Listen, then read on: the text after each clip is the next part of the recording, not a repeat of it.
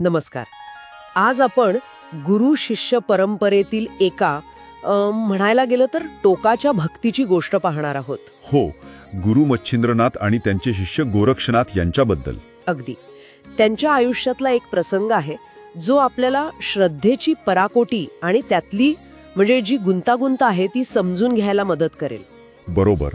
आणि याची सुरुवात होते एका साध्या भोजनाने, म्हणजे साजं नाही म्हणता येणार. का? काय विशेष होतं त्यात? विशेष असं की गुरु मच्छिंद्रनाथ जे सहसा खाण्यापिण्याची फार स्तुती करत नाहीत, ते त्या दिवशी जेवणावर खूप खुश होते. अच्छा.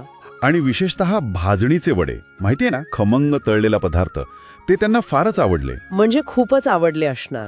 इतके की ते म्हणाले, अजून 2 वडे खाण्याची इच्छा आहे. अरे वा. आणि गोरक्षनाथ तर नुकतेच भिक्षा मागून आलेले होते ना, ज्यात हे वडे मिळाले होते. हो. आणि गुरूंनी इच्छा व्यक्त करताच गोरक्षनाथ एका क्षणाचाही विचार न करता म्हणाले, मी आणतो, पुन्हा भिक्षा आणायला तयार. यात फक्त आज्ञापालन नाही दिसत आहे, तर गुरुसेवेची एक तीव्र तळमळ दिसते. अगदी. ही निशंक वृत्ती, म्हणजे काही प्रश्न नाही मनात, हे पाहून मच्छिंद्रनाथ सुखावले. पण त्याचवेळी त्यांनी एक काय म्हणतात त्याला सूचक इशारा पण दिला. काय म्हणाले ते? ते म्हणाले, जग तसे नाही जसा तू विचार करतोस. पुढे काय वाढून ठेवलं याची तुला कल्पना नाही. हा इशारा कथेला वेगळं वळण देतोय असं वाटतंय. ही फक्त काळजी होती की गोरक्षनाथाची परीक्षा घेण्याची तयारी होती? हाच प्रश्न आहे.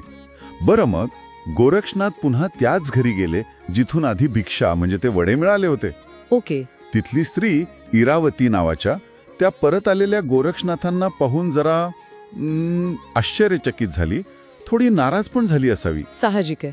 काय म्हणाली ती? ती म्हणाली, अरे एवढं ताट भरून दिलं होतं ना मगाशी, त्याचं काय झालं? आणि जेव्हा गोरक्षनाथांनी सांगितलं की गुरूंसाठी परत आलोय फक्त 2 वड्यांसाठी, तेव्हा तर ती चिडलीच. काय म्हणाली? ती गुरूंवरच टीका करू लागली. लहान मुलाला असं भिक्षेला पाठवतात आणि स्वतः आयतं खातात, हे कसले गुरु? अच्छा. म्हणजे समाजाचा योग्यांकडे बघण्याचा दृष्टिकोन नेहमी आदराचाच नसतो हे दिसतं इथे. बरोबर. पण गोरक्षनाथ शांत होते. त्यांनी फक्त विनंती केली, माझ्या गुरूंचा अपमान करू नका, मला फक्त 2 वडे हवे आहेत. आणि पुढे त्यांनी हेही सांगितलं की त्यासाठी तुम्ही जे मागाल ते द्यायला मी तयार आहे, वचन दिलं त्यांनी.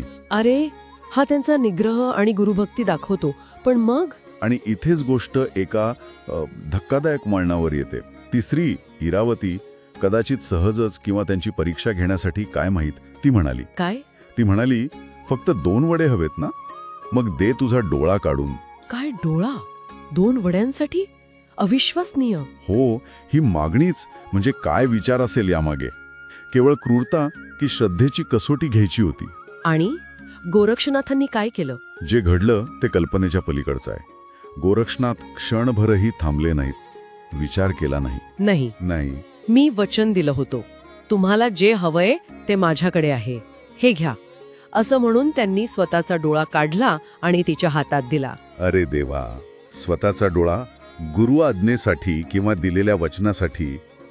ही भक्तीची कोणती पातळी आहे? हे दृश्य पाहून इरावती आणि तिचं सगळं कुटुंब ते प्रचंड घाबरले, भयभीत झाले. साहजिकच आहे. त्यांना त्यांच्या कृत्याचा खूप पश्चाताप झाला.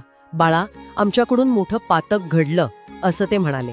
त्यांना त्या लहान मुलात म्हणजे गोरक्षनाथात साक्षात शिवस्वरूप दिसू लागलं. म्हणजे शिवाचं रूप. त्यांच्या दृष्टिकोनात पूर्ण बदल झाला. अगदी. त्यांनी मग गोरक्षनाथाला वैद्याकडे नेण्याचा प्रयत्न केला, पण गोरक्षनाथ तयार नव्हते. का?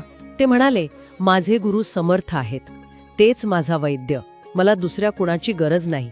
त्यांच्या चेहऱ्यावर वेदनेपेक्षा गुरुवरचा विश्वास जास्त दिसत होता. अढळ विश्वास. हो. आणि मग त्या कुटुंबाने ठरवलं की आपण मच्छिंद्रनाथांकडे जायचं, क्षमा मागायला, प्रायश्चित्त घ्यायला. कारण त्यांना कळलं होतं की त्यांनी एका सामान्य बालकाला नाही तर एका दैवी अंशाला त्रास दिलाय. गुरु आज्ञेसाठी किंवा दिलेल्या शब्दासाठी स्वतःच्या डोळ्याचं बलिदान. गोरक्षनाथांची ही गुरुभक्ती खराच निशब्द करणारी आहे. हो. पण हा प्रसंग आपल्याला विचार करायला लावतो की श्रद्धा, वचनबद्धता, कर्तव्य यांच्या सीमा नेमक्या काय आहेत? बरोबर. स्वतःला इतक्या टोकाच्या यातना देणं, याचा आजच्या काळात आपण काय अर्थ घ्यायचा? ही गोष्ट अक्षरशः अशीच घ्यायची की यामागे काहीतरी गहन प्रतिकात्मक अर्थ आहे, सिम्बॉलिझम आहे. खरंय. यावर प्रत्येकाने विचार करण्यासारखा आहे. श्रद्धा आणि अविवेकीपणा यातली रेषा कुठे आहे? अगदी. हाच विचार घेऊन आपण आज थांबूया.